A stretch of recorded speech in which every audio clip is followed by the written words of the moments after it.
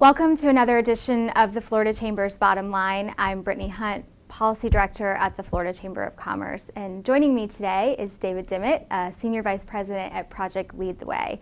David, welcome.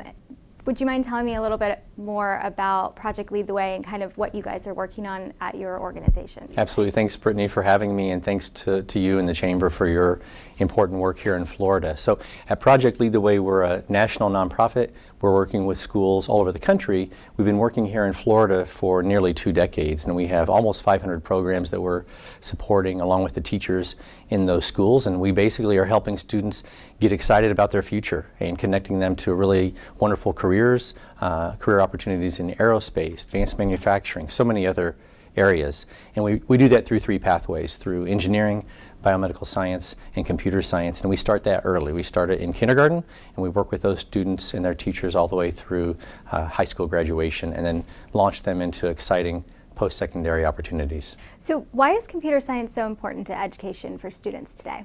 You know, in my view, computer science is the new literacy, and I say that as a former English teacher. And we know literacy is incredibly important for our citizens, for our citizenry, and computer science is the new literacy. Without this essential skill, students are going to have a lifetime of missed opportunities, and we know that. And it's not just those students who are going to go on and develop computer applications, hardware, those types of things. This is essential. It's a foundation for us, and it's an issue at Project Lead the Way, we believe, for national security, certainly for economic development. I mean, the jobs of the future will require a foundation in these skills. The other thing that we think is incredibly important is it's an issue of equity for our students. And we think students who have these types of foundational skills that are transferable across many industries, they're going to have a chance that other students will not have. So as Florida begins to take a look at this policy, what should it be preparing for to ensure that students have success in computer science? It's a great question, and I think it's essential that there's a very clear expectation that students will have these kinds of opportunities and have them early. High school is too late, middle school is too late. Can we have grade level appropriate computer science experiences for students as early as kindergarten? The answer is clearly yes. I think that's essential, so a clear expectation. The other thing I think is essential is really support for teachers, professional development for teachers so that they understand the content, they have pedagogical support. That's another thing that I think is incredibly important for us as we help teachers, not just with what those courses look like today, but how they evolve as the business and industry opportunities evolve.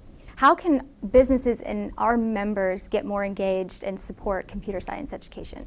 So gone are the days when schools can do this work in isolation or alone, and the best school districts across the country are doing this work in partnership with their business and industry partners in their local community and across the state. The Chamber is involved at a high level in the communities that we see across the country that are having the kind of success that we think is important for our young people. So business and industry can partner with districts, providing opportunities for students on site, setting an expectation that educators understand the kinds of roles that are available for students in their business and industry experiences.